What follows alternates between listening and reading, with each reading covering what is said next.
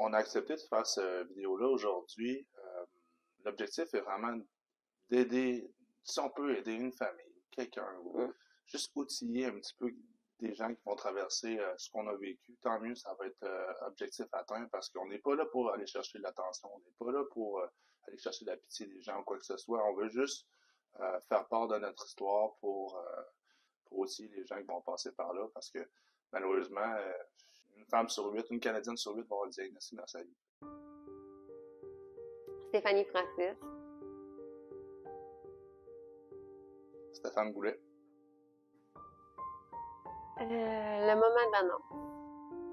Ce qu'il faut dire, c'est que j'ai reçu mon diagnostic, j'étais enceinte là, de notre deuxième enfant. Pendant ma grossesse, en fait, j'ai senti une bosse sur un sein. J'en ai parlé à mon médecin, on m'a envoyé passer une échographie. Les semaines suivantes, je sentais que ça grossissait, j'avais vraiment un mauvais pressentiment. Puis là, j'en ai reparlé à nouveau à mon médecin qui faisait mon suivi de grossesse. Elle m'a retourné passer une échographie. Elle était inquiétante. On m'a tout de suite transférée du côté d'une mammographie qui était pas rassurante non plus. Donc, on m'a envoyé passer une biopsie. La biopsie, ça a pris 15 jours ouvrables avant d'avoir le résultat. C'était interminable. C'était un lundi, ce qui avait commencé bien normalement. J'étais au travail et j'ai reçu plusieurs appels, en fait, de mon médecin qui voulait me voir la journée même. On se doutait bien du diagnostic, en fait. Puis, c'est ça, on s'est présenté à la clinique. Puis, à ce moment-là, j'avais 29 semaines de grossesse. Donc, on m'a annoncé un cancer du sein. Quand il l'a annoncé, il dit partez pas en peur, allez pas trop sur Internet, fouillez, allez vraiment, attendez, on vous transfère à une équipe qu'on a entièrement confiance à Saint-Sacrement, à Sainte-Foy. Donc, eux autres vont vous prendre en charge, puis chaque cancer du sein est différent. 2 jours après, on rencontrait l'oncologue qui prenait notre dossier en charge. Puis elle aussi avait des moins bonnes nouvelles pour nous, que Steph avait un cancer agressif, qu'elle allait devoir commencer la chimio dès maintenant, enceinte. C'est dur de mettre des mots dans une situation comme celle-là. On avait toujours pris pour acquis la santé. Cette phase-là, cette période-là de notre vie nous a fait vraiment changer certaines choses, les perspectives de la vie, en fait. Là, c'est vraiment la santé fragile.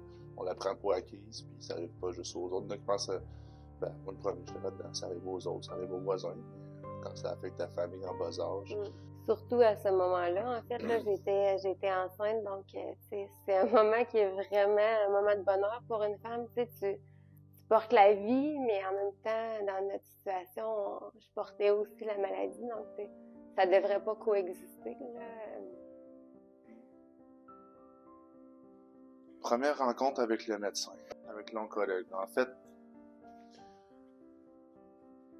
quand on a eu l'annonce, la médecin, elle a quand même été... Elle avait un travail à faire. Les hommes étaient froides, puis elle semblait... Nous autres, on a cassé en deux quand elle a dit justement, quand Steph s'est fait confirmer qu'elle allait perdre ses cheveux. Qu'on commençait la chimio alors qu'elle était enceinte de 30 semaines. Elle allait avoir 2 traitements à recevoir avant la césarienne planifiée à 37 semaines. Elle a éclaté. Moi, j'étais un peu bouche bée. Elle nous a demandé, avez-vous besoin de 2 minutes? J'ai regardé, tu peux nous en donner 3-4. Puis on est sortis de la salle. Les deux, on pleurait, puis tu dis, OK, là, faut rentrer là-dedans, puis écouter qu'est-ce qu'elle va nous dire pour la suite. Donc, on est rentré là. Là, elle nous a dit qu'elle avait un cancer agressif qui se propageait rapidement. C'est difficile de mettre des mots. Parce qu'on dirait, moi, personnellement, j'y croyais pas. C'est une onde de choc, en fait. Là. Donc là, 2 jours après, on rencontre l'oncologue, le médecin de famille nous avait dit, vous êtes vraiment entre bonnes mains, c'est la meilleure personne, faites-lui entièrement confiance. Donc, on se présente là. Là, elle nous annonce un protocole de traitement qui s'échelonne sur plus d'1 année. Donc là, on s'y connaît pas, on veut pas trop faire de recherche par nous-mêmes. On remet complètement ma santé entre les mains d'un spécialiste et on n'a pas le choix de faire confiance. Nécessairement, à ce moment-là, ma plus grande crainte était pour notre enfant là, que je portais. La chimio, j'ai dû commencer les traitements de chimio quelques jours plus tard. J'étais enceinte de 30 semaines. Ça fait tomber les cheveux, ça fait tomber tous les poils du corps, ça rend malade, ça a plein d'effets secondaires, la chimio. Mais on doit faire confiance au médecin qui dit, ben, c'est pas supposé affecter votre bébé. Mes 2 premiers traitements de chimio, j'étais enceinte. Donc, suivant ça, j'ai accouché, puis là, cette anxiété-là est tombée. J'ai pu me concentrer sur mon propre combat, là. Les émotions, quand on a rencontré notre oncologue, c'est on n'a pas le choix d'avoir un certain lâcher-prise puis remettre littéralement notre vie entre les mains de quelqu'un d'autre. Les traitements. J'irais peut-être les traitements. En fait, quand Steph a su le premier traitement, moi j'ai écrit à Week-end Radio. On écoute Week-end Radio beaucoup le matin, puis avant son premier traitement, on savait, on se rendait à l'hôpital Saint-Sacrement à 7h15 environ. Donc, j'ai envoyé un message pour la soutenir là-dedans aussi. Puis si vous pouvez nous souhaiter bonne chance, venant vous revoir aux animateurs à Week-end. Puis ils l'ont fait, honnêtement, ça a été une vague d'amour inconditionnel qu'on a eu de la part de plusieurs Québécois qu'on ne connaît pas. Mais on était préparés, on était solide en rentrant à l'hôpital. Je pense qu'on était craqués à faire face à la tempête avec une bonne attitude. Mais tu pognes quand même un bon 2 minutes quand tu rentres dans la salle de traitement. La salle de traitement, en fait, là, c'est comme un grand U, là. Tu as à peu près une douzaine de chaises. Les infirmières sont au centre. Fait que tous les patients se voient. Quand Steph est rentré là, c'était toutes des gens plus âgés, pas de cheveux. Steph est là avec ses cheveux bruns, ça enlève son manteau. Hein. Tout le monde était un peu surpris de la voir avec sa grosse bedaine enceinte. Fait que là, tu restes, toi, en tant que pilier, en tant que conjoint, tu dis, ça va bien aller. Il plug ça dans les veines, un liquide rouge avec une grosse poche. Là, tu pognes un 2 minutes, comme on dit, puis chapeau à toi, tu l'as très bien fait, tu l'as très bien encaissé. Puis, tu sais, quand la petite est née, parce qu'on s'est fait confirmer dès sa naissance qu'elle était en pleine santé, donc ça, c'est un gros stress qui tombe. Moi, je me suis dit qu'elle se lèverait jamais la nuit. Donc, Steph a fait comme si de rien n'était, mais elle dormait la nuit, puis elle se récupérait la nuit. Jour de traitement, lendemain de traitement, t'étais là comme une guerrière, chapeau à toi. Tu te demandes toujours en tant que conjoint, qu'est-ce que je dois faire, qu'est-ce que je dois dire, qu'est-ce que je peux faire pour aider la situation. Puis j'étais allé dîner avec une collègue, une ancienne collègue qui avait passé par là dans le passé. Elle m'a dit, Steph, j'ai un conseil à te donner. Sois présent, puis à certains moments, il n'y a rien à dire. Ferme ta boîte, juste sois présent, juste ta présence, que tu sois là, puis que tu sens que tu es là avec elle à 100%, c'est ce que tu dois faire, parce qu'il y a des moments, il n'y a pas de mots pour la faire sentir mieux. Fait que c'est ça que j'ai essayé de faire, mais chapeau à toi là-dedans aussi. Moi, je voyais chaque traitement, c'est comme un pas de plus vers ma guérison, là, en fait, là. Chapeau à toi, tu m'as beaucoup aidé là-dedans, là. En fait, là, je pense que la visualisation, le mindset, la façon dont on arrive préparé psychologiquement à un traitement, ça change beaucoup. Là. Il y a une grande partie du combat qui se passe entre les 2 oreilles. Puis moi, j'y crois fermement. Là. Moi, je rentrais dans la salle de traitement là, comme si je rentrais dans le ring pour me battre. Là. Vraiment, là, j'avais pris la peine de visualiser la veille en me couchant, puis je rentrais là, puis hier, j'avais un autre traitement. C'était un de moins à barrer sur la liste de mes 16 traitements de chimio, puis c'était un pas de plus vers ma guérison. Là. Je visualisais, là, si tu sais que tu vas avoir plein d'effets secondaires, tu ne fileras pas pendant les 24 heures suivantes, mais c'est vraiment un pas vers la guérison, chacun des traitements.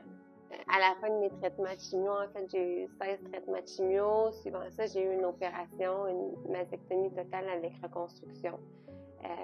Une opération quand même assez invalidante, là. En fait, là, notre petit bébé avait à l'époque là, 6 mois et j'ai pas pu la prendre dans mes bras pendant 1 mois complet.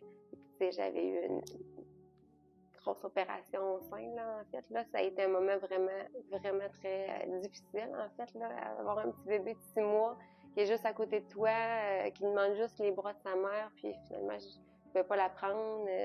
Nécessairement, j'ai triché et là, la cicatrice a rouvert, j'ai dû me faire brocher, bref. Ça en est suivi quelques petites complications, en fait, mais finalement, ça s'est, somme toute, bien passé. Compte tenu aussi du fait que j'ai eu cette opération-là en pandémie. Donc, la mastectomie totale était considérée comme une opération urgente. Donc, c'était sûr qu'on allait enlever mon sein parce qu'enlever le cancer, c'était considéré comme étant urgent. Mais là, une reconstruction, ça, à l'époque, c'était pas considéré comme étant urgent. Donc, je suis rentrée le matin de mon opération seule parce que en pandémie, on pouvait pas être accompagnée. Et je savais pas si j'allais ressortir avec un sein ou deux, mais somme toute, ça s'est quand même bien passé. J'ai pris le temps de me rétablir. Je continuais d'avoir une autre sorte de traitement qui était des traitements d'Herceptin. Puis finalement, on a repris le dessus. La rémission. En fait, après les traitements de chimio, il existe 2 types d'hormonothérapie. Puis c'est le staff qui prend en charge, qui va décider quel type d'hormonothérapie qui décide de donner. Heureusement, on a la moins pire des deux. En fait, dans notre cas, nous, on a un staff qui prend une pilule à chaque jour pendant combien d'années? 10 ans. Pendant 10 ans, quand même. Mais les effets secondaires sont pas si mal. On est confiant qu'on n'en verra pas ce cancer-là quand même. On parle de mindset, on parle d'espoir, donc on est confiant qu'on l'a sorti de son corps et il n'en reviendra pas, mais c'est sûr que ça change un petit peu certaines philosophies de pensée, si on veut, puis des choses qu'on voulait faire plus tard, qu'on veut faire maintenant, puis on profite de la vie pour nos enfants en santé. Oui, c'est comme une urgence de vivre, en fait. C'est... tous nos projets à long terme sont devenus des projets à court terme, en fait. Donc, on va en profiter au maximum de chaque instant. Ouais. Il n'y a plus rien qui est pris pour acquis, là. L'espoir. L'espoir. En fait, moi, j'encourage les gens d'y aller une journée à la fois. Allons-y une journée à la fois, puis aujourd'hui, on va passer au travers de notre journée. On va avancer dans le processus, puis on ne sait pas ce que demain nous réserve, mais essayons de le faire avec le bon mindset, de la bonne façon. Puis ce sera pas facile, c'est sûr. Il y aura des journées que tu vas avoir le goût de vomir, que tu vas perdre plus de cheveux que d'autres. Mais sais-tu quoi, tu te couches le soir, tu as passé au travers d'une journée. Au début, à l'annonce, en fait, là, une des questions que je crois qu'il est vraiment normal de se poser, c'est pourquoi moi? En fait, pourquoi ça m'arrive moi alors que j'ai toujours été en bonne santé, je fais attention à ce que je mange, je m'entraîne, tout ça, il n'y en a pas dans ma famille. Puis il y a une phrase que quelqu'un m'avait dit, là, on avait même fait imprimer, là, on avait fait une affiche de ça dans la salle de bain, là, c'était que les combats les plus difficiles sont donnés aux meilleurs guerriers. Donc, tu sais, ça me satisfaisait d'entendre ça, puis tu sais, justement, tu sais, ça me poussait à être plus combative, là, de traitement en traitement, là. Tu sais, parce qu'on le sait pas, ça peut tomber vraiment sur n'importe qui, là, on l'a pris vraiment comme un défi, là, tu sais, une embûche, là, un bout de gravel sur notre autoroute d'asphalte, là, puis nous, maintenant, ce bout-là, il est passé, puis il est derrière nous, puis les probabilités que ça revienne sont quand même là, en fait, là, les 5 ans suivant le diagnostic, les chances de récidive sont plus grandes, mais ça fait 3 ans et demi, là, déjà.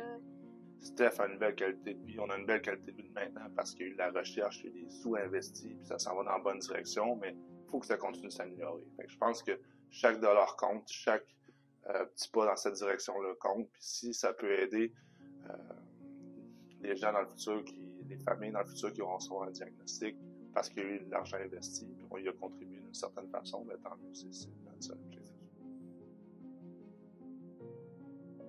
Mais j'aimerais quand même profiter de remercier mes parents, les parents à Steph qui ont vraiment aidé, qui ont montré un support. On ne serait pas arrivé sans eux, puis tout le monde autour de nous nous ont aidés aussi. Le diagnostic, ça affecte pas juste la personne qui le reçoit, là, ça affecte l'entourage là, au grand complet. Là. C'est comme une onde de choc. Là. Donc, on remercie vraiment nos familles. Puis, si une personne ne venait qu'à recevoir un diagnostic, moi, si c'était à recommencer, je pense que j'hésiterais moins à demander de l'aide puis à accepter l'aide qui m'est offerte aussi. T'sais. En tant que jeune maman, souvent, on se met la barre haute, on veut se débrouiller par nous-mêmes, on veut se réaliser dans toutes les sphères de notre vie, on veut être indépendante, mais c'est un moment où est-ce que faut accepter l'aide qui nous est offerte, là, ne serait-ce que quelqu'un qui vient te cuisiner un plat, qui vient t'offrir une heure de gardiennage. Tu sais. Nous, on veut embrasser des fonds pour la Fondation du cancer du sein, mais c'est pour... On ne sait pas comment l'argent va être investi, peut-être dans du matériel médical, mais peut-être aussi dans des soins ou dans du soutien qui pourrait être offert aux femmes ou à l'entourage des femmes atteintes de cancer du sein. On dit les femmes, tu sais, depuis le début, mais en fait, les hommes aussi peuvent être atteints là, du cancer du sein. J'ai une pilule que je prends tous les matins qui me rappelle que j'ai eu le cancer, mais sinon, j'essaie de me le rappeler le moins souvent possible.